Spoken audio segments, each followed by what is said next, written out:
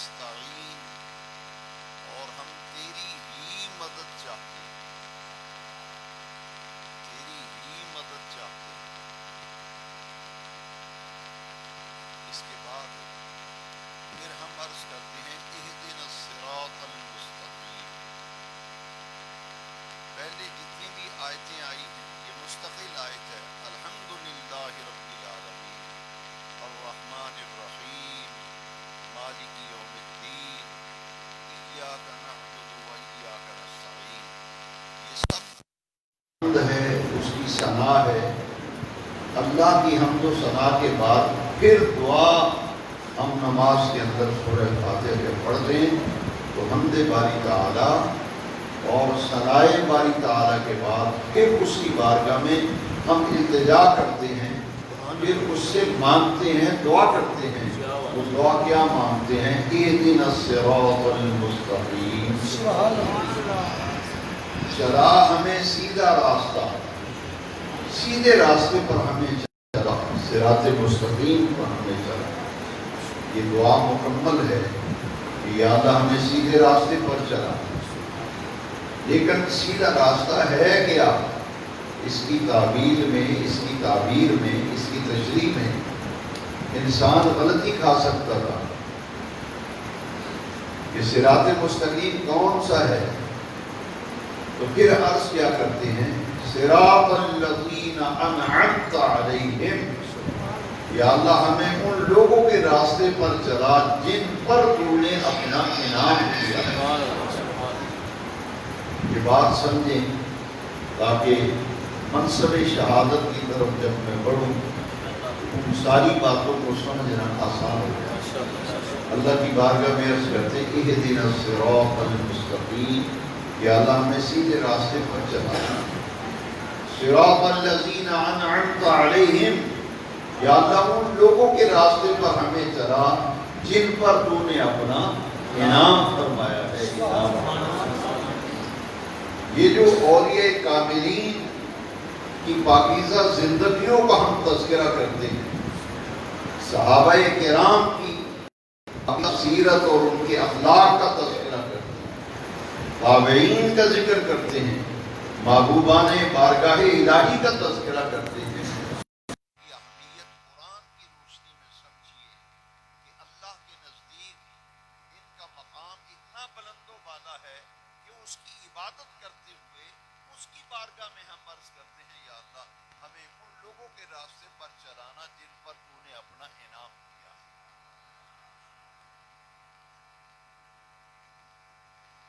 قرآن مجید کا راستہ یہ سیدھا راستہ ہے، قرآن جو راستہ بتاتا ہے وہ سیدھا راستہ ہے، اور حدیث جو راستہ بتاتی ہے وہ سیدھا راستہ ہے۔ لیکن یہاں یہ نہیں فرمایا اہدنا الصراط المستقیم صراط القرآن والسنہ، یا اللہ ہمیں سیدھے راستے پر چلا اور قرآن و سنت کے راستے پہ چلا، یہ نہیں فرمایا، بلکہ فرمایا صراط الذین انعمت، الذین کا معنی ہے ان لوگوں، یا اللہ ان لوگوں کے راستے پر ہمیں چلانا جن لوگوں پر تو نے اپنا انعام دیا۔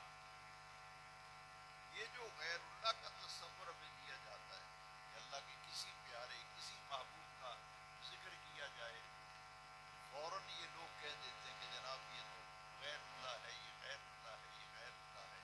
لیکن یاد رکھیے غیر اللہ اور ہے، نبی اللہ اور ہے۔ غیر اللہ اور نبی اللہ، غیر تو اللہ کا غیر ہوتا ہے، نبی غیر کب ہوتا ہے؟ وہ تو اللہ کا مقرب و محبوب ہوتا ہے۔ نبی اللہ، رسول اللہ، آدم صفی اللہ ہے، ابراہیم خلیل اللہ ہے، موسیٰ کلیم اللہ ہے، عیسیٰ کلمت اللہ ہے۔ بھئی یہ غیر اللہ نہیں ہے، یہ تو ان میں کوئی کلیم اللہ ہے، کوئی خلیل اللہ ہے، کوئی ذبیح اللہ ہے، کوئی نجی اللہ ہے، اور میرے آقا تو وہ ہیں جو حبیب اللہ ہے، جو حبیب اللہ۔ اور پھر قرآن مجید میں نبوت کے بعد صدیقیت کا تذکرہ ہے۔ انعام یافتہ لوگوں میں پہلے مقدس نفوس قدسیہ جنہیں کہا جاتا ہے وہ انبیاء کرام کی ذوات مقدس، اولئک مع الذین انعم اللہ علیہم من النبیین والصدیقین، انبیاء کے بعد صدیقین کا درجہ ہے، اور صدیق قرآن کی ایک اصطلاح ہے جس سے اونچے درجے کے اولیاء کاملین مراد۔ ہم کہتے ہیں یا اللہ میں سیدھے راستے پہ چلا، ان لوگوں کے راستے پر جن پر تو نے اپنا انعام کیا۔ ان میں کون ہیں؟ نبی ہیں، اللہ کے ولی ہیں۔ الا ان اولیاء اللہ، یہ غیر اللہ نہیں ہے، یہ تو ولی اللہ ہیں۔ ولی اللہ کی جمع ہے اولیاء اللہ۔ الا ان اولیاء اللہ لا خوف علیہم ولا هم یحزنون۔ اللہ کریم نے فرمایا خبردار، جو اللہ کے ولی ہیں ان پر دنیا کی زندگی میں کوئی خوف نہیں، ولا هم یحزنون، اور نہ قیامت کے دن انہیں کسی قسم کا غم ہو۔ بھائی نماز کس کی پڑھتے ہو؟ اللہ کی نماز پڑھتے ہو، اللہ کی عبادت کرتے ہو، اس کی نماز پڑھتے ہو، اس کی عبادت کر رہے ہو، اس عبادت کے اندر کیا مانگ رہے ہیں؟ اہدنا الصراط المستقیم صراط الذین انعمت علیہم، یا اللہ ہمیں سیدھے راستے پر چلانا، ان لوگوں کے راستے پر چلانا جن پر تو نے اپنا انعام فرمایا۔ اور وہ انعام یافتہ کون ہے؟ پہلے نفوس قدسیہ، انبیاء کرام، نبی رسول اور پیغمبر، اس کے بعد والصدیقین، اور پھر صدیقین ہیں اولیاء کامل، اور اس کے بعد درجہ ہے والشہداء والصالحین، جو شہید ہیں یا اللہ ہمیں ان کے راستے پر چلا، والصالحین، اور جو تیرے نیکوکار بندے ہیں، نیک بندے ہیں، صالح فطرت لوگ ہیں جن کے اندر صالحیت پائی جاتی ہے، باری تعالی ہمیں ان کے راستے پر چلا۔ عبادت خدا کی کر رہے ہیں، اللہ کے تمام مقبول اور محبوب اور برگزیدہ اور نیک بندوں کا راستہ نماز کے اندر مانگ رہے ہیں کہ یا اللہ ہمیں ان لوگوں کے راستے پر چلانا جن پر تو نے اپنا انعام کیا ہے، وہ نبی ہیں، وہ رسول ہیں، وہ پیغمبر ہیں، وہ ولی ہیں، وہ اللہ کے صالح اور نیک بندے ہیں، وہ نفوس قدسیہ ہیں جنہوں نے اپنی جانوں کا نذرانہ اللہ کے لیے پیش کیا تھا۔ نبوت کے بعد صداقت کا درجہ ہے، صداقت کے بعد شہادت کا درجہ ہے، شہادت کے بعد صالحیت کا درجہ ہے۔ اب شہداء اللہ کے انعام یافتہ لوگ، اب اللہ نے ان پر انعام فرمایا۔ دیکھیے ذرا قرآن مجید شہداء کا مقام کیا فرماتا ہے۔ شہید کا لفظ قرآن مجید میں قتیل فی سبیل اللہ کے معنی میں کہیں بھی استعمال نہیں،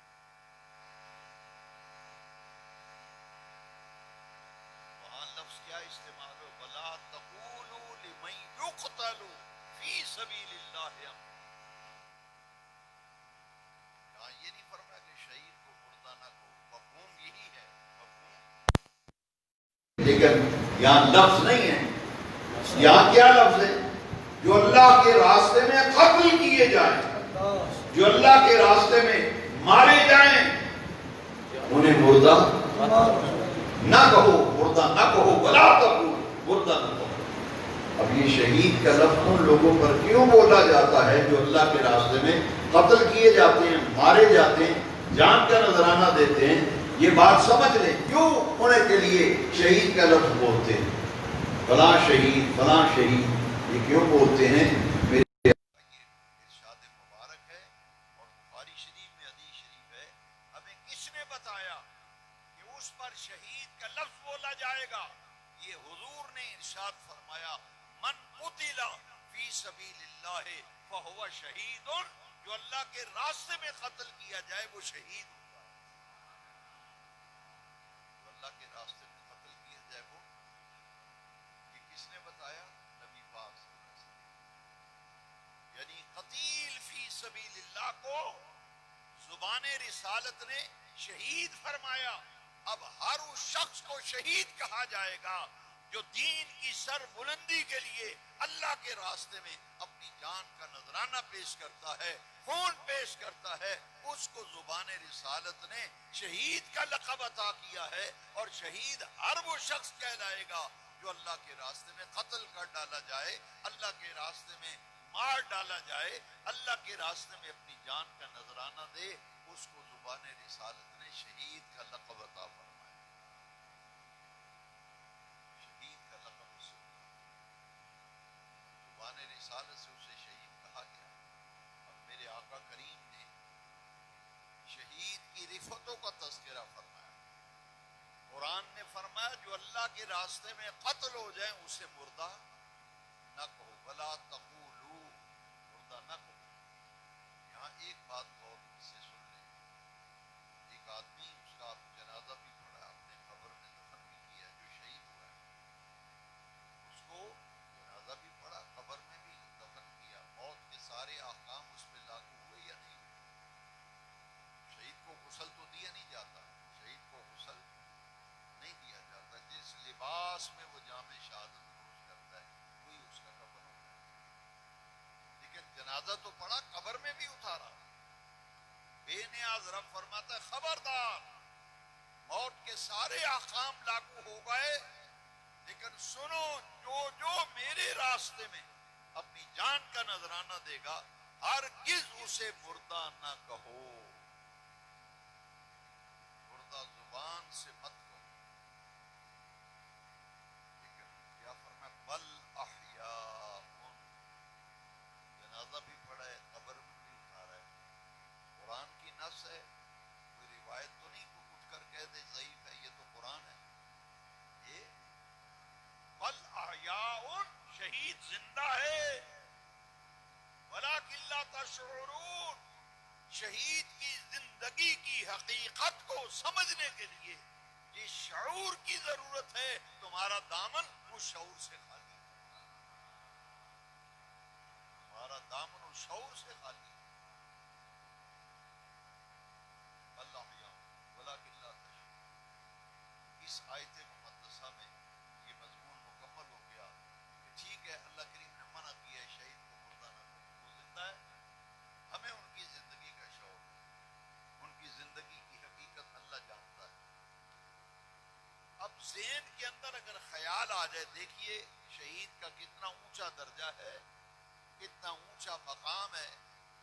فرمایا وَلَا تَحْسَبَنَّ الَّذِينَ قُتِلُوا فِي سَبِيلِ اللَّهِ أَمْوَاتًا, جو اللہ کے راستے میں قتل کر ڈالے جائیں, مار ڈالے جائیں, انہیں مردہ گمان اور خیال اور تصور بھی نہ کریں. پہلے مردہ کہنے سے منع کیا, اب شہید کو مردہ سوچنے, خیال کرنے, گمان کرنے, تصور کرنے سے بھی منع کیا گیا. یہاں پھر اللہ کریم نے وہ لفظ قرآن میں مقرر آئے بل احیاء, یہاں بھی فرمایا گیا شہید کو مردہ گمان نہ کرو, بل احیاء, وہ زندہ ہے, عند ربہم یرزقون, اور شہید رب کی شان کے لائق, اللہ اپنی شان کے لائق شہید کو رزق بھی دیتا ہے. عند ربہم, کہاں شہید کو رزق کہاں ملتا ہے؟ قرآن کہتا ہے عند ربہم, اپنے پروردگار کے پاس اسے رزق دیا جاتا ہے, رزق دیا جاتا ہے. شہید رب کی شان, اپنی شان کے لائق وہ رزق دیتا ہے. فارحین بما آتاہم اللہ من فضلہ, اللہ کریم فرماتے ہیں شہید پر میں نے جو اپنے فضل اور کرم اور انعام کی بارشیں کی ہیں نا, فارحین, تمام شہید میرے اس فضل پر, میری نعمتوں پر خوشیاں منا رہے ہیں. فارحین,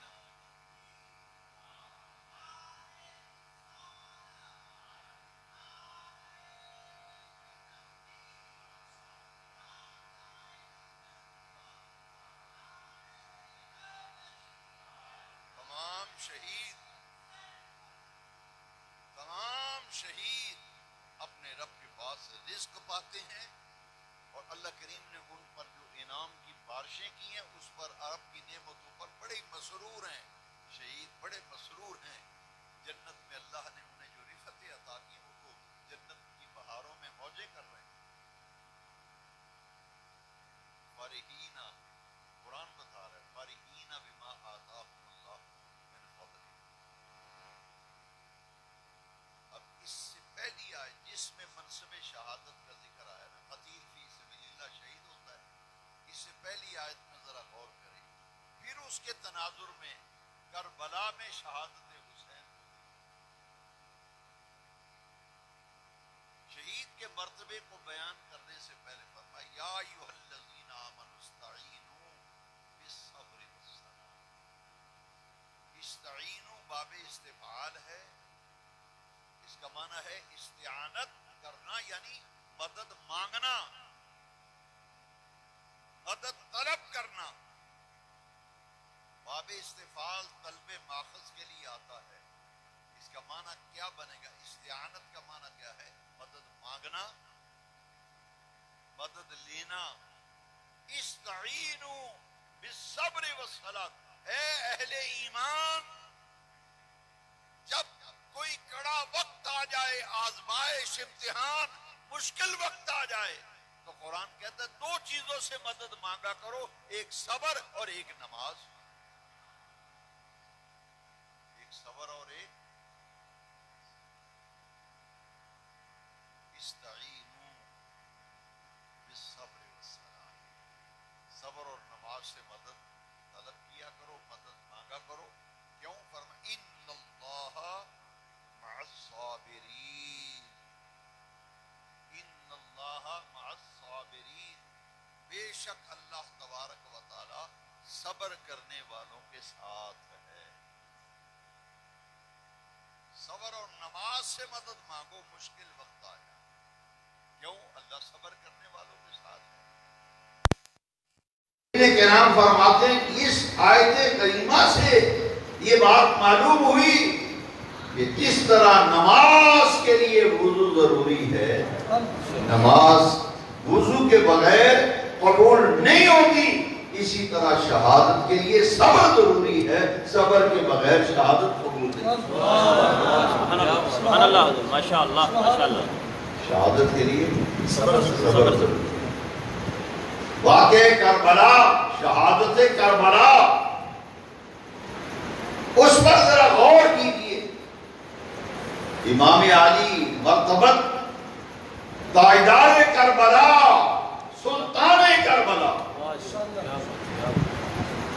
سیدنا امام حسین رضی اللہ تعالیٰ عنہ وسلام اللہ علیہ وعلی ابیہ وامہ وجدہ من یومنا ھذا الی یوم الدین. اللہ اللہ، سبحان اللہ، سبحان اللہ، ماشاء اللہ، ماشاء اللہ.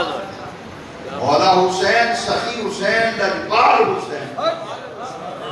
جب شہادت کا وقت آیا، تاریخ کربلا آج بھی گواہ ہے، سرزمین کربلا کے ذرے آج بھی پکار پکار کر بتا رہے ہیں کہ حسین پاک کی شہادت کا وقت آیا تھا تو اس شہادت کے لمحے امام علی مقام نے اپنے رب کو سجدہ کیا.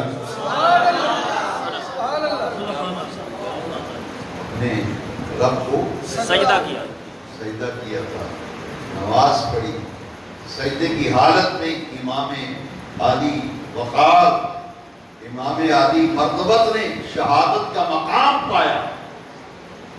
اور اللہ کی عزت کی قسم، صبح سے لے کر ظہر تک جتنی شہادتیں ہوئیں سارے لاشیں اٹھا کر لانے والے تو خود سخی حسین پاک. تاریخ کربلا بتاتی ہے کہ ان کی زبان پر کوئی حرف شکایت نہیں آئی، کوئی بے صبری کا جملہ نہیں بولا، بلکہ جب اکیلے تنہا رہ گئے تو میدان کارزار میں جانے سے پہلے اپنی ہمشیرہ زینب کے پاس آئے. سلام اللہ علیہا، زینب بنت علی، ان کے پاس آئے. فرمایا بہن جتنے بھی شہید ہوئے ہیں، جب کوئی شہید ہوتا تھا اس کی شہادت کے بعد میں تجھے دکھائی دیتا تھا، تجھے صبر آ جاتا ہے۔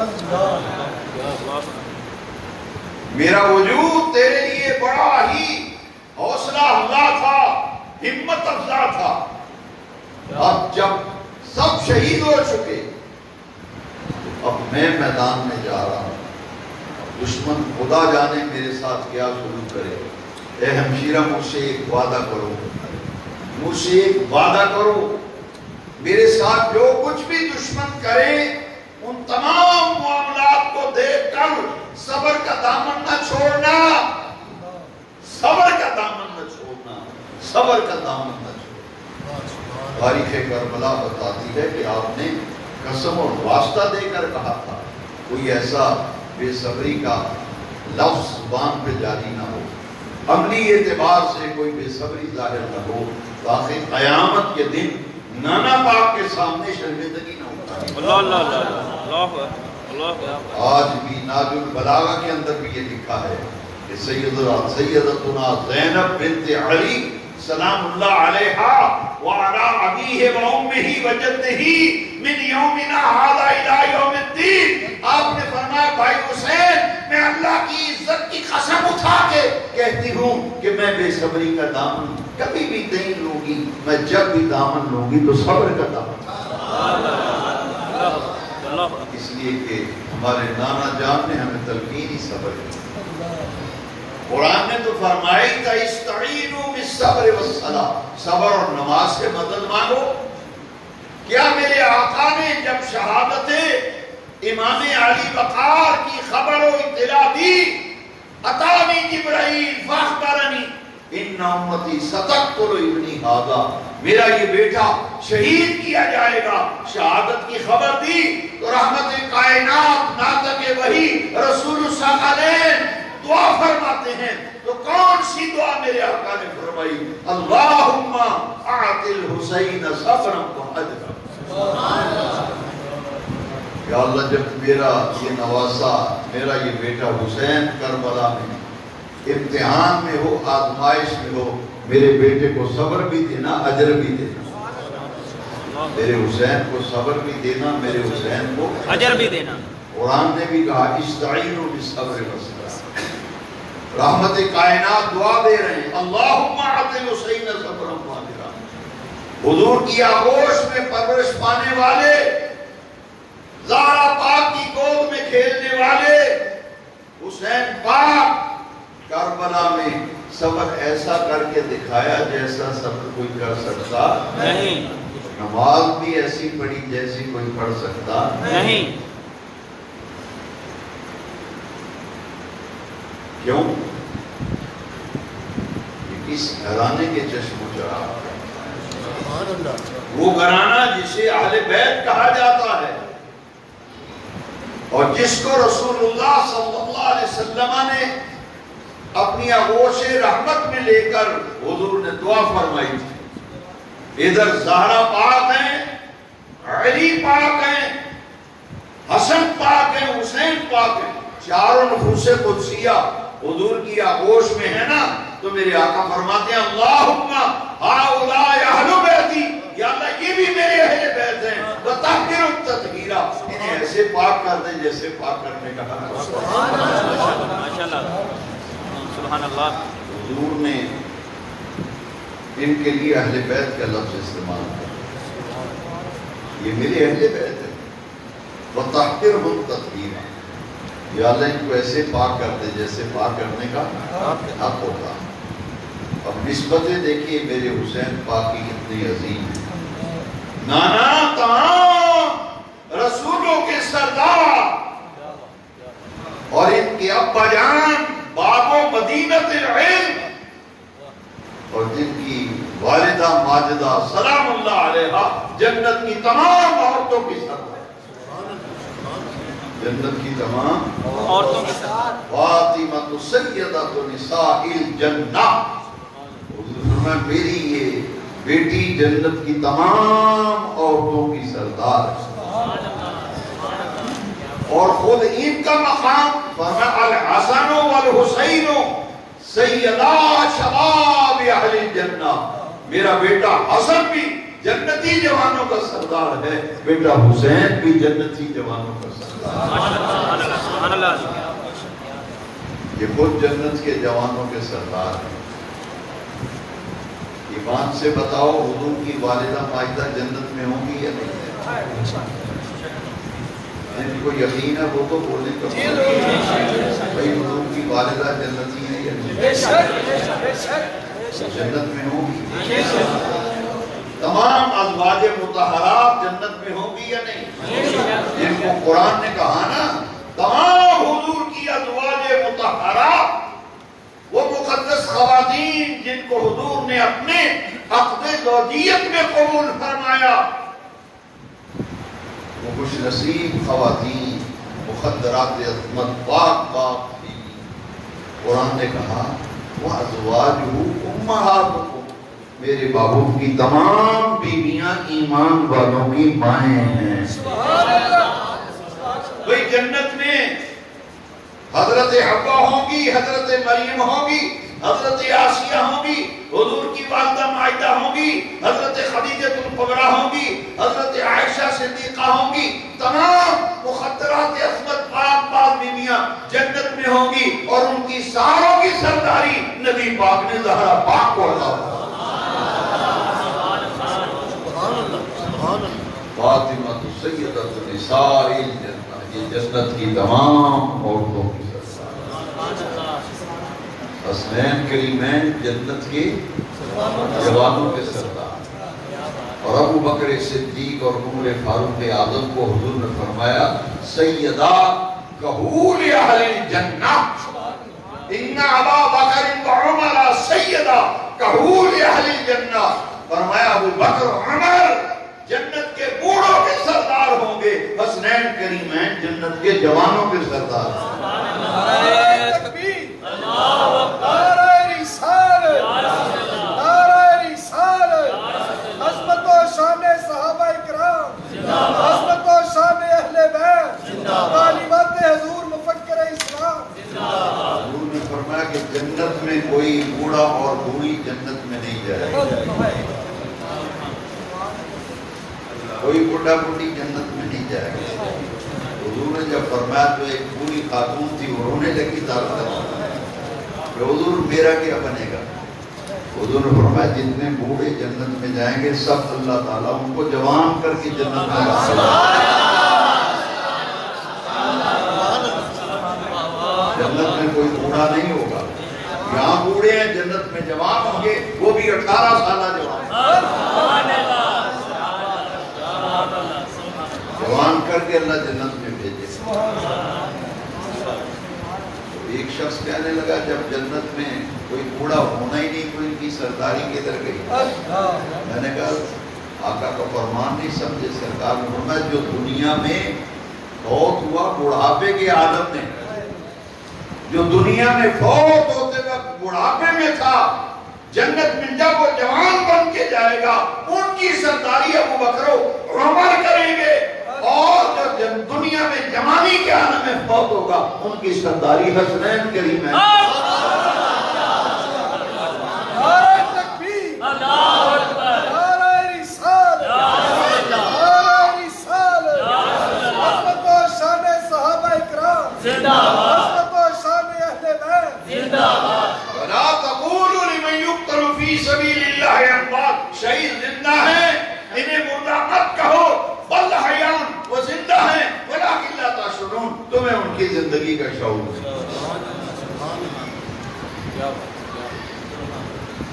امام علی مرتبت نے علماء سے آپ نے سنا ہے، امام علی مرتبت میرے سخی حسین پاک کا جسد مبارک کربلائے معلہ میں تھا، اور آپ کا سر جو قلم کیا گیا تھا اسے نیزے کی نوک پہ اٹھا کر کوفے کی گلیوں اور بازاروں میں پھرایا جا رہا تھا۔ تاریخ کے سواد گواہ ہیں، کوفے کے در و دیوار آج بھی گواہ ہیں کہ کٹا ہوا ساری امام علی مقام کا نیزے کی نوک پہ کوفے کے بازار میں لے کے لوگ جا رہے تھے، امام علی مرتبت نے نیزے کی نوک پر سورہ یاسین شریف کی تلاوت کی۔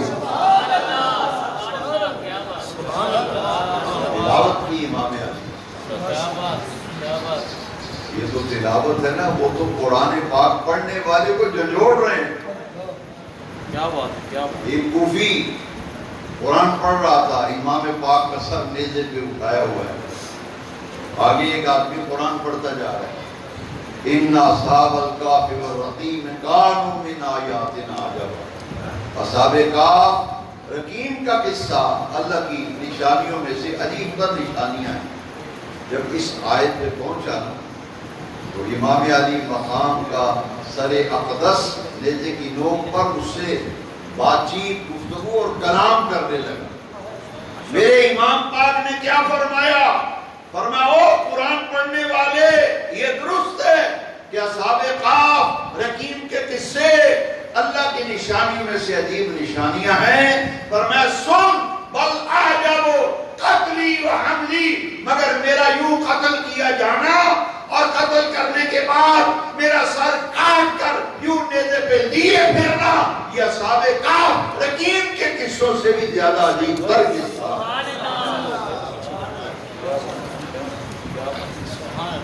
لوگ قرآن کی تفسیر لکھتے ہیں کاغذ قلم کا سہارا لے کر. یہ جی مفسر ہیں، انہوں نے تفسیریں لکھی ہیں، کاغذ قلم کا سہارا لے کر تفسیر لکھ رہا ہے. قربان جائیں حسین پاک وہ ہے جن کے کٹے ہوئے سر نے نیزے کی نوک پہ قرآن کی تفسیر کر کے بھی دکھا دیا، اور شہید کی زندگی کی حقیقت کو امام آخری مقام کے کٹے ہوئے سر نے نیزے پہ قرآن پڑھ کے اور قرآن پڑھنے والے سے کلام کر کے شہید کی زندگی کا فلسفہ سمجھا.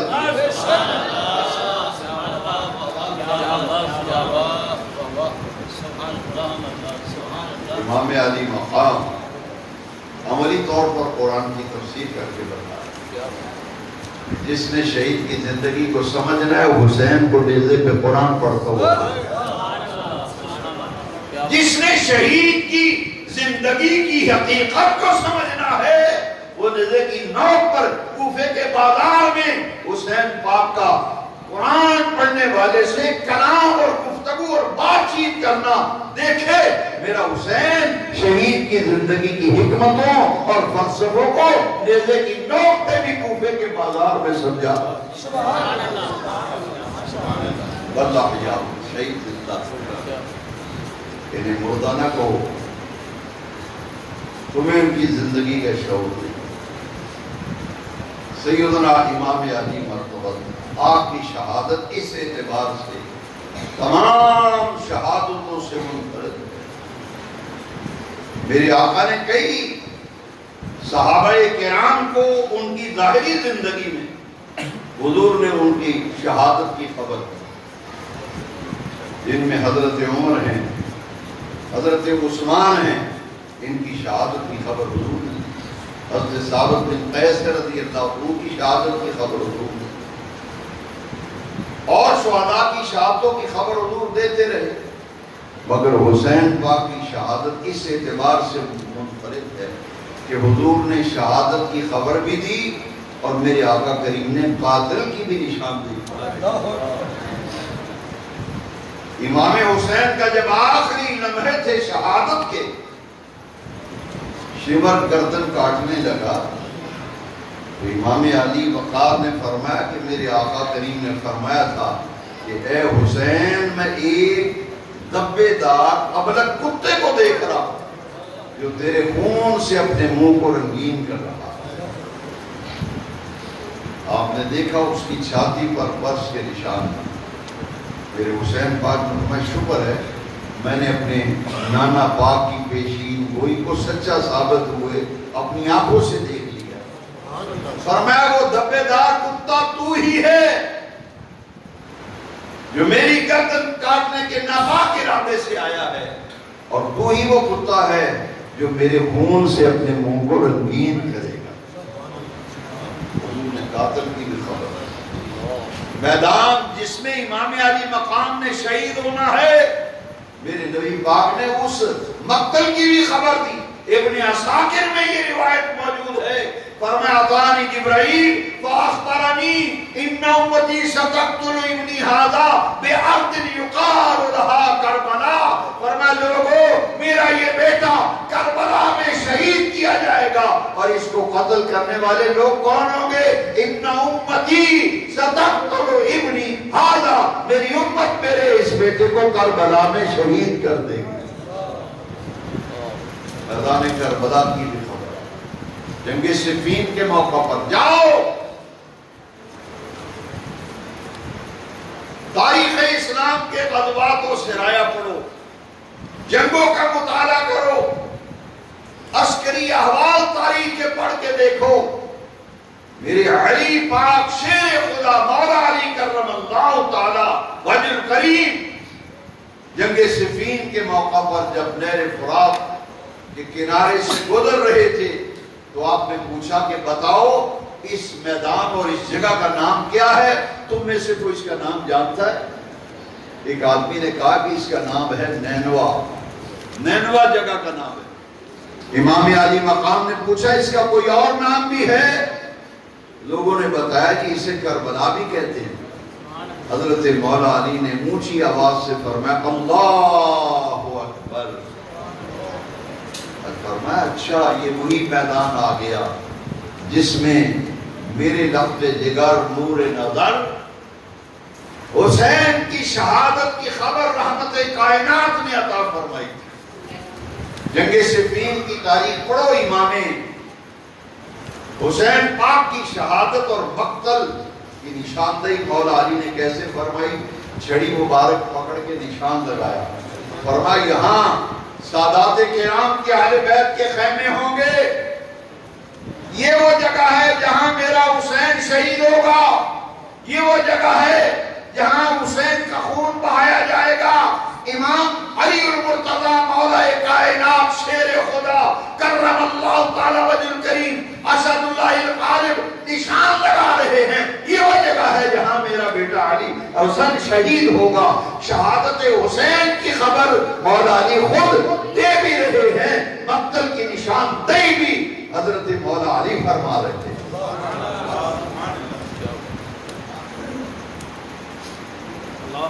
سب شہادتوں کی اطلاع بھی خبریں بھی مل رہی ہیں، لیکن بچنے کی دعا کوئی نہیں کرتا، بچنے کی دعا کوئی بھی نہیں کرتا۔ کیوں؟ اس لیے کہ وَلَنَبْلُوَنَّكُمْ بِشَيْءٍ مِّنَ الْخَوْفِ، شیب ابی طالب میں بھی تو حضور 3 برس رہے تھے، 3 سال میرے آقا شیب ابی طالب میں رہے تھے۔ ہر نبی کو آزمایا گیا، اور قرآن بتاتا ہے ہر نبی کی آزمائش امتحان اور ابتلا آئی، اور ہر نبی امتحان میں سرخرو ہوا۔ حضرت اسماعیل علیہ السلام کی قربانی کا واقعہ اگر آپ پڑھیں تو پھر پتہ چلے گا کہ حضرت سیدنا خلیل اللہ ابراہیم علیہ السلام کو کتنی آزمائشوں میں سے گزارا رب کریم۔ آگ میں گرائے گئے نہیں گرائے گئے، بے شک یہ آزمائش، وطن چھوڑ کر ہجرت کرنا پڑی، یہ آزمائش۔ کون سی آزمائش ہے؟ ساری زندگی حضرت ابراہیم علیہ السلام کی سفر میں گزری ہے۔ پڑھو حضرت ابراہیم علیہ السلام کے واقعات و احوال۔ آج مصر میں ہیں تو اگلے دن شام جا رہے ہیں، شام میں ہیں تو اس سے سفر کر کے فلسطین میں پہنچ رہے ہیں، عراق میں جا رہے ہیں۔ ساری زندگی حضرت ابراہیم علیہ السلام خلیل اللہ، اللہ کے دین کی تبلیغ کے لیے ساری زندگی مسافرت میں گزری حضرت خلیل۔ یہ بھی آزمائش، آگ میں ڈالے گئے، یہ بھی آزمائش۔ ہر آزمائش کا ذکر قرآن میں، قُلْنَا يَا نَارُ كُونِي بَرْدًا وَسَلَامًا عَلَىٰ إِبْرَاهِيمَ، اے آگ میرے ابراہیم پر گلزار بن جا۔ ادھر جیل میں ڈالے گئے، ادھر آگ میں ڈالے گئے، ادھر وطن چھوڑنا پڑا۔ ساری آزمائشیں ٹھیک ہیں، مگر سب سے کڑی آزمائش تب آئی جب اسماعیل علیہ السلام کی قربانی کا حکم دیا۔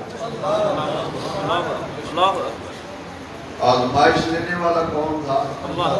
بولو نا، امتحان کون لے رہا تھا؟ اللہ تعالیٰ۔ اللہ امتحان لے رہا ہے۔ وَإِذْ ابْتَلَىٰ إِبْرَاهِيمَ رَبُّهُ بِكَلِمَاتٍ فَأَتَمَّهُنَّ۔ بے نیاز رب نے قرآن میں فرمایا ہم نے ابراہیم کو بہت سی باتوں میں آزمایا، میرا ابراہیم تجھے سلام ہو، ہر آزمائش میں تو نے پورا اتر کر کے دکھا دیا، ہر آزمائش میں پورا اتر کے دکھایا۔ آگ میں ڈالے گئے کو کم آزمائش تھی، بے خطر کود پڑا آتش نمرود سے،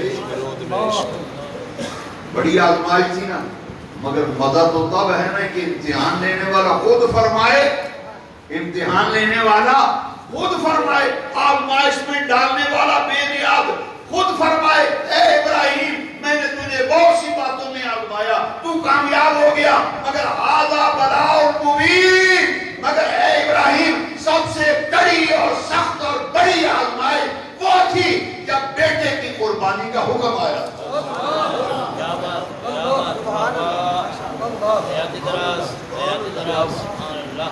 اللہ کریم فرماتا ہے یہ بہت بڑی اور کھلی آزمائش، امتحان لینے والا خود فرما رہا ہے۔ ایمان سے بتاؤ 100 سال کی عمر میں قربانی کا حکم آ گیا، مجھے کوئی ضعیف روایت دکھا دے، بھئی قرآن میں تو کہیں نہیں، کوئی روایت کا سہارا لینے والا ہو تو مجھے بتائے کیا ابراہیم علیہ السلام نے یہ کہا تھا کہ اللہ میں بوڑھا آدمی ہوں 100 سال ہے، ایک ہی بیٹا تو اس سے مانگ کے لیا ہے، اس کی قربانی نہ ہو کوئی اور شے لے لے؟ نہیں کہا۔ حضور نے بھی شہادت کی خبر دی، حسین تاکہ بچنے کی دعا نہیں کی، کیونکہ اللہ کے مقبول بچنے کی دعائیں نہیں کرتے، انہیں پتہ ہوتا ہے یہ امتحان ہے، آزمائش ہے، اس میں کامیاب ہو گئے تو جو نوازا جائے گا اس کا مقابلہ ہی کوئی نہیں کر سکتا۔ نعرہ تکبیر، نعرہ رسالت، نعرہ تحقیق، نعرہ حیدری۔ اس آزمائش میں جب پورا اترتا ہے پھر جب نوازا جاتا ہے پھر اس کا اندازے کو نہیں کر سکتا۔ آزمایا، کبھی آگ میں گرائے گئے، کبھی وطن سے نکالے گئے، کبھی مسافرت، کبھی کوئی آزمائش، کبھی بیٹے کی قربانی کا سارے، کبھی جنگل میں بیوی بیٹے کو چھوڑ کے آ رہے ہیں، وہ تھوڑی آزمائشیں تھی، ہر آزمائش میں پورے اترے نا تو اللہ کریم نے قرآن میں فرمایا وَاتَّخَذَ اللَّهُ إِبْرَاهِيمَ خَلِيلًا، ابراہیم وہ ہے جسے ہم نے اپنا خلیل بنا دیا۔ یا تو ایم کا سیکٹی نہیں مان، کسی کو سانس نہیں لینے دیتا۔ اللہ کریم فرمایا ہم نے آزمایا ابراہیم کو، یہ ہر آزمائش میں پورا اترا ہے، ہم نے اس کو اپنا یار بنا دیا۔ جاؤ خلیل کا معنی کر کے دکھاؤ، خلیل کا معنی ہے دوست۔ وَاتَّخَذَ اللَّهُ إِبْرَاهِيمَ خَلِيلًا، ہم نے ابراہیم کو اپنا خلیل بنا دیا ہے، تبھی تو ان کے نام کے ساتھ خلیل اللہ کہتے ہیں۔ ماشاءاللہ ماشاءاللہ، سبحان اللہ سبحان اللہ، یہ خلیل ہے۔ سبحان اللہ۔ اچھا اللہ نے کیا فرمایا ھذا بلاء مبین، اللہ فرماتے ہیں بہت بڑی کھلی واضح آزمائش تھی، کون سی؟ جب اسماعیل کو قربان کرنے کا حکم آیا تھا، یہ بڑی آزمائش تھی۔ جب اس امتحان میں کامیاب ہوئے نا تو قرآن نے کہا وَنَادَيْنَاهُ يَا إِبْرَاهِيمُ، ہم نے آواز دی اے ابراہیم بس کر، قد صدقت الرؤیا، تو نے تو اپنا خواب سچا کر دکھایا۔ اِنَّا كَذَلِكَ نَجْزِي الْمُحْسِنِينَ۔ آزمائش میں کامیاب ہوئے نا تو دیکھیے رب کیا فرماتا ہے سلام علی ابراہیم، سلام علی ابراہیم قیامت تک، وَتَرَكْنَا عَلَيْهِ فِي الْآخِرِينَ۔ تیری یہ قربانی کرنا، یہ آزمائش میں پورا اترنا ہمیں اتنا پسند آیا ہے، میں بے نیاز رب ہو کے کہہ رہا ہوں سلام علی ابراہیم، او ابراہیم تجھ پر سلام ہو، تجھ پر سلام ہو، تجھ پر تیری اس آزمائش کو ہم نے قیامت تک کے لیے جاری کر دیا۔ حضور کی امت آئے گی، ہر سال بکرے دمبے چھترے گائے ہوں لے کر ذبح کرے گی، اور پوچھا جائے گا کیا کر رہے ہوگے؟ کہیں گے سنت ابیکم ابراہیم، ہمارے آقا نے فرمایا تھا یہ قربانیاں تمہارے باپ ابراہیم کی سنت ہیں۔ سلام علیکم۔ اتنی بڑی آزمائش، انعام بھی اتنا بڑا۔ ادھر آزمائش آئی کربلا میں، نہ حضور دعا نہیں فرماتے حسین بچ جائے، زہرا پاک دعا نہیں فرماتے حسین بچ جائے، علی پاک دعا نہیں فرماتے حسین بچ جائے۔ ہاں جس کسی نے دعا کی تو دعائے مصطفیٰ کی اتباع میں دعا کی، فرمایا اللہم آت الحسین صبرا واجرا، یادا جب میرا حسین قربانی دے رہا ہو، آزمائش میں ہو، امتحان میں ہو، ان نازک لمحوں میں میرے حسین کو صبر بھی دینا، میرے حسین کو اجر بھی دینا۔ سبحان اللہ، ماشاءاللہ حضور، سبحان اللہ، سبحان اللہ۔ قربانیاں دی، سارا کچھ قربانی۔ حضرت غازی عباس کے 2 بازو پیش کیے اسلام کے لیے،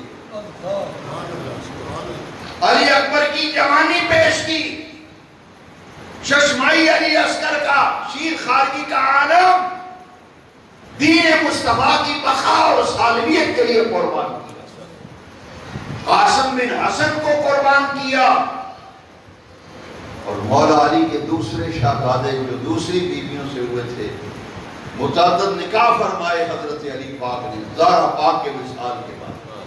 ایک نکاح فرمایا، بیٹا ہوا، نام رکھا ابو بکر، دوسرا نکاح فرمایا، بیٹا ہوا، نام رکھا عمر، تیسرا نکاح فرمایا مولا علی نے، بیٹا ہوا، نام رکھا عثمان۔ آج بھی سرزمین کربلا پر وہ قبریں موجود ہیں، ایک پہ لکھا ابو بکر بن علی، ایک پہ لکھا عمر بن علی، ایک پہ لکھا عثمان بن علی۔ دشمن کے نام پہ بھی کوئی بیٹوں کے نام رکھتا ہے؟ تمام شہداء کے نام لیے جاتے ہیں، ان کا نام ہی کو نہیں لیتا۔ جاؤ سواری کرنے والوں سے پوچھو سواری کر جانے تاریخ کربلا میں ان ہستیوں کی آج بھی شہادتیں ہوئیں، اور جن جن مقامات پر شہادتیں ہوئی وہاں ان کی قبریں بنی۔ قبریں کیا، وہاں تو گنبد بنے ہیں۔ روزہ مبارک ہے ان ہستیوں کا۔ یہ کربلا کی تاریخ اس بات پر گواہ ہے، کربلا میں شہید ہوئے۔ اور یاد رکھیے یہ اتنی بڑی آزمائش تھی، قیامت تک دنیا کہتی ہے، کہتی رہے گی میرا سلام عقیدت ہو اس گھرانے میں۔ بے نیاز رب نے کہا تھا سلام علی ابراہیم، فرمایا ابراہیم کہ وہ آزمائش میں پورا اترا، میں بے نیاز رب سلام کہہ رہا ہوں۔ کربلا میں حسین شہید ہوئے، رب نے ابراہیم پہ سلام بھیجا، اللہ کو یہ بات پسند آئی، میرے معلوم کا نواسا کربلا میں تاریخی قربانیاں دے کے جا رہا ہے، قیامت تک پوری امت حسین کو سلام کرتی رہے۔ سلام یا حسین، سلام یا حسین، سلام یا حسین، سلام یا حسین۔ میرا سلام عقیدت ہو اس گھرانے اس گھرانے، حسین پار کر دیا جس نے زمانے اللہ کو اتنی بات پسند ہے کہ جو منکر ہے نماز میں تو پڑھے گئی اللہم صلی علی محمد وعلی آل محمد، سبحان اللہ، اللہم صلی علی محمد وعلی آل محمد، اونچی آواز سے کہ وعلی آل محمد۔ ہم نے کہا بعد مرتا ہے نہیں کہتا، نماز میں پڑھ میرے محبوب کی آل۔ سبحان اللہ، سبحان اللہ، سبحان اللہ۔ آج کے اندر نعرہ رسالت، نعرہ رسالت، مصطفیٰ شان اہل بیت، تعلیمات حضور مفکر اسلام، یا ان ہستیوں کا ان کے شان اور مقام کا مطالبہ کون کرتا ہے؟ یا صالح یا صالح حیاتی طرح یہ اتنی پاک باز ہستیاں اہدنا الصراط المستقیم. سبحان اللہ یہاں سے میں نے بیان شروع کیا اہدنا الصراط مستقیم یا اللہ میں سیدھے راستے پہ چلا صراط الذین انعمت علیہم جن پر تو نے اپنا انعام فرمایا اب انعام یافتہ ہستیوں کو کوئی بکواس کرے کسے باشد جہنم میں جائے اور ان ہستیوں کو تو رب نے عزت ہی بڑی بخشی ہے. سیدنا صدیق اکبر کی وہ ذات جن پر معاذ اللہ جن کی سرعام تکفیر کی گئی ان کو برا بلا کہا گیا تبرہ بازی کی گئی. جانتے ہو صدیق اکبر کون ہیں؟ رسول اللہ کے بعد دین اسلام کی دوسری بڑی شخصیت کا نام ابو بکر صدیق ہے. اور راتوں رات ایران بھجوا دیا حکومت نے راتوں رات بھجوا دیا. آئیے میں کہنا چاہتا ہوں کہ قرآن کی نص بتاتی ہے اس کا جو بھی انکار کرے گا وہ عالم کفر میں چلا جائے. تمام صحابہ میں یاد رکھنا شاہ بورڈ والوں تمام صحابہ کرام میں سے اکیلے ابو بکر صدیق ہے جن کی صحابیت کا ذکر عرش والے رب نے قرآن میں فرمایا. امام کشانہ اپنی خبر کی فکر کرتا ہے. ثانی اثنین اذ ہما فی الغار اذ یقول لصاحبہ لا تحزن ان اللہ معنا. اور دوسرا آقا کریم کی ذات دوسرا ابو بکر صدیق تیسرا تو غار میں تھا ہی کوئی نہیں. ثانی اثنین اذ ہما فی الغار اذ یقول لصاحبہ لا تحزن ان اللہ معنا. جو میرے ابو بکر صدیق کی صحابیت کا انکار کرتا ہے وہ قرآن کی نص کا انکار کرتا ہے. صدیق تو وہ ہے جس کی صحابیت قرآن کی نص اور ان ہستیوں کا آپس میں پیار کتنا تھا کتنا پیار تھا. میرا سلام عقیدت ہو اس گھرانے کو حسین پال کر دیا جس نے گھرانے کا تذکرہ آپ سن چکے ان ہستیوں کے آپ ذکر سن چکے. اب آؤ یاد رکھنا ہم غلامان مصطفیٰ یا رسول اللہ کہنے والے صدائے یا رسول اللہ مسجد میں ذکر اہل بیت کرنے والے خدا کو گواہ بنا کر کہتے ہیں ہمیں صحابہ کرام کی محبت ہمارے ایمان کا حصہ ہے.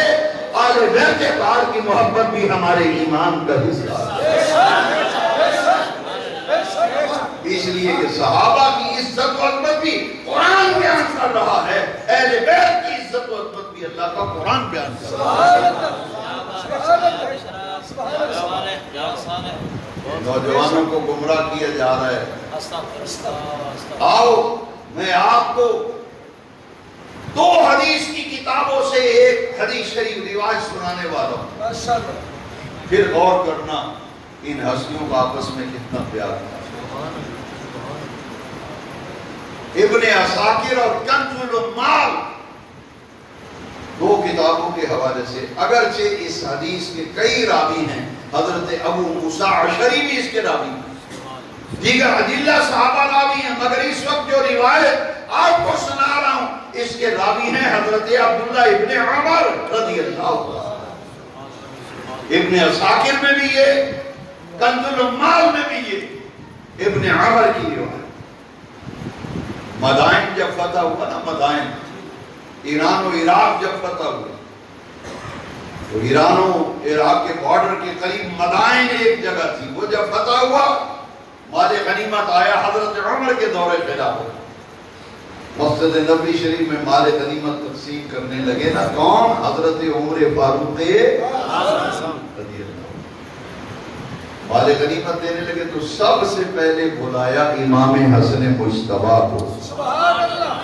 سب سے پہلے عمر فاروق نے حسن مجتبیٰ کو بلایا.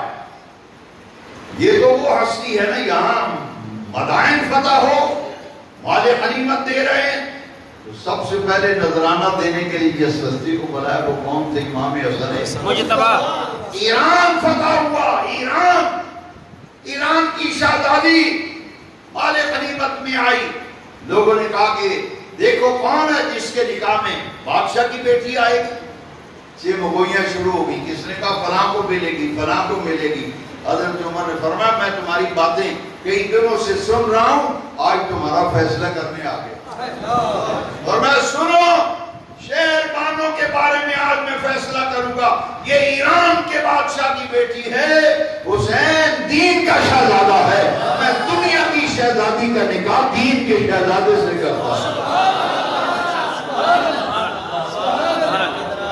حسین پاک کے نکاح میں شہر بانو آئی نا شہزادی، تو نکاح رشتہ طے کرنے والے عمر، نکاح کا خطبہ پڑھنے والے عمر، آج مال غنیمت تقسیم کر رہے ہیں مدائن سے۔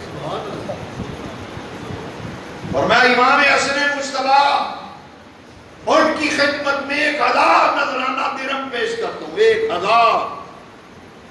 ان کے بعد دوسرے نمبر پر بلایا امام حسین شہید کربلا کو 1000 درہم نذرانہ دیا،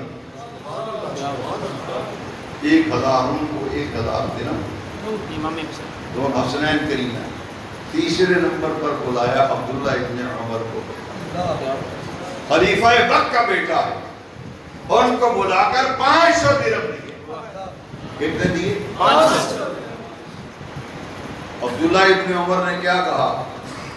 خلیفہ وقت والد تو تھے ہی، لیکن اس وقت حیثیت تھی خلیفہ کی امیر المومنین، میں نے حضور کے ساتھ غزوات میں شرکت کی، عمر میں بھی ان سے بڑا، میں نے جہاد کیا تلوار کے ساتھ، یہ تو اس وقت بچے تھے، ان کو 1000 اور مجھے 500۔ حضرت عمر کو جلال آ گیا، کنز العمال اور ابن عساکر سے بیان کر رہا ہوں، جلال آیا اور منبر پہ آئے، فرمایا تم نے یہ کہا ہے؟ فرمایا سن، اگر تو 1000 چاہتا ہے تو ان کے ماں جیسی ماں لے آ، ان کے باپ جیسا باپ لے آ، ان کے نانا جیسا نانا لے آ، ان کی نانی جیسی نانی لے آ، ان کی خالاؤں جیسی خالہ لے آ، ان کی پھوپھیوں جیسی پھوپھیاں لے آ۔ یہ کون کہنے والے تھے؟ اور میں ان کے ماموں جیسے ماموں لے آ۔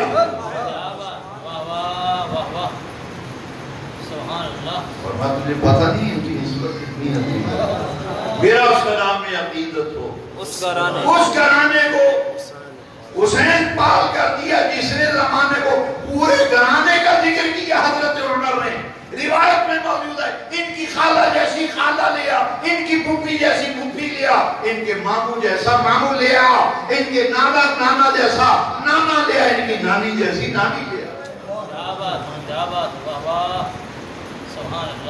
سمجھ آگئی نا سب کو آنکھیں کھل گئی کہ ان کو 1000 کیوں دیا، ان کو 500 کیوں۔ جو نسبتوں کو حیا کرتے ہیں دنیا میں اللہ جو بہت اونچا کرتا ہے، دنیا میں نیچا کرنے کی کوشش کرے عرش والا رب اونچا کرتا ہے، دنیا والے اور نیچے کریں عرش والا رب بہت اونچا کرتا ہے۔ میں نے اپنی آنکھوں سے دیکھا ہے سید کا احترام کرنے والے کو اللہ دنیا میں بھی عزت دیتا ہے، آخرت بھی۔ کیوں؟ وہ سید کا احترام کس لیے کر رہا ہے؟ نسل کی وجہ سے، خون رسول کی وجہ سے۔ ہمارے محدث اعظم جٹ فیملی سے تعلق رکھتے تھے، جب بھی کوئی نذرانہ تقسیم ہوتا تھا تو سادات کرام کو دگنا حصہ ملتا تھا۔ اگر سب کو ایک سیب ملا تو سید بیٹھا ہو تو اس کو 2 سیب ملتا، 500 کا ٹوٹ نذرانہ دیتے تو سادات کو 1000 دیتے تھے۔ کیوں؟ فرماتے تھے نسبت کا حیا ہے، سادات کرام کی بڑی عزت ہے۔ اور یاد رکھو ایک بڑا نازک مسئلہ ہے کہ جناب یہ پتہ نہیں سید ہے یا نہیں، ہے نا ایسا، لیکن اس میں بھی ہمارے بزرگوں کی زندگی میں رہنمائی ہے۔ ایک میراثی تھا، میراثی اسے پتہ چلا کہ میاں شیر محمد صاحب شرک پوری سید کا بڑا ادب کرتے ہیں، سید کا بڑا ادب بھی کرتے ہیں، خدمت بھی کرتے ہیں، نذرانہ بھی دیتے ہیں، جوڑا لباس کا بھی دیتے ہیں، خوب خاطر تواضع کرتے ہیں۔ میراثی نے سوچا چلو سید بن کے جاتا ہوں، میاں صاحب کے پاس کہوں گا جی میں سید ہوں، میری کو خاطر تواضع کرو۔ بڑی مائع والی پاک اس نے پانی سوٹ ساٹ ٹھیک ٹھاک پہن کے میاں صاحب کے پاس جب گیا نا تو شرک پرشی آج بھی وہ ٹالی کا درخت موجود ہے۔ حضرت میاں شیر محمد صاحب شرک پوری رحمۃ اللہ تعالیٰ علیہ وہ ہیں جن کی بارگاہ میں ڈاکٹر اقبال بھی آتے دیا ان کے زمانے میں زبان زد خاص عام تھا کہ جس نے اللہ کے ولی کو دیکھنا ہو یہ مولی شیر محمد کو جا کے دیکھا۔ حضرت میاں شیر محمد صاحب شرک پوری رحمۃ اللہ وہ سید آیا نا تو ٹالی کے نیچے اس نے تھیلے سے کپڑے نکال کے سوٹ بدلا، مائع والی پگ باندھی، قصہ لایا تھا گاؤں سے، وہ قصہ بھی پہنا تبدیل مان پاک کے تو سید گیا، کہتے جی میں سید ہوں۔ میاں صاحب اللہ کے ولی تھے، خوب زردہ اور قورمہ بنایا جناب، بکرے کا قورمہ، خوب خدمت تواضع، بریانی پکائی جناب، اس خوب خاطر تواضع کی۔ اور جب وہ جانے لگا انہوں نے کہا جی میں انٹوروں میں جانا بھی ہے واپس ہے۔ میاں صاحب کی عادت مبارکہ تھی، لفافہ منگوایا نا اس میں نذرانہ پیسے ڈالے، جوڑا کپڑوں کا، مٹھائی کا ڈبہ، قربان جائیں میاں صاحب آپ کی عظمت پر، مٹھائی کا ڈبہ بھی خود پکڑا، خادم کو بھی تو پکڑا سکتے تھے کہ مرید کون دے لپڑتے میرے نام میں۔ اس نے کیا کہا تھا میں سید میں سید ہوں، میں سید ہوں خود، حالانکہ سب آپ جانتے تھے۔ مٹھائی بھی پکڑی، کپڑوں کا جوڑا بھی، پھل فروٹ بھی، جو بھی لفافہ بھی، نذرانے کا لفافہ بھی، ہر چیز لے کے میاں صاحب ڈالی کے درخت تک ساتھ گئے نا، جا کے سارا نذرانہ دے کے فرمایا تو سید بنے ساؤ اب وہ توبہ کرے جے کسی اور فرمایا تو سید بنے نیت کی تھی سی میں اسا آیا کیتا ہے لفظ سید اب وہ شرم کری ہوں کسی اور پاس سید بن گیا نگاہ ولی میں یہ تاثیر ہے بدلتی ہے پاگلا کے میاں صاحب کے پیروں سے چھوڑ دی، معافی مانگی، ساری زندگی مرید ہوا، ساری زندگی میاں صاحب نے دسترخوان دے پانڈے تو دے کیا کمال ہے، یہ بھی جانتے پہ میں سید پڑھیا کہ تو ہمارے لیے اب یہ حکم ہے کہ جو کہہ دے میں سید ہوں کچھ نہ کہو ہے یا نہیں، خدا کے سب کو نہیں پڑھو، بس کچھ نہ کچھ خیال رکھو، جو خود کہہ رہے میں سید ہوں اس کا معاملہ اللہ کے ضرور ہے۔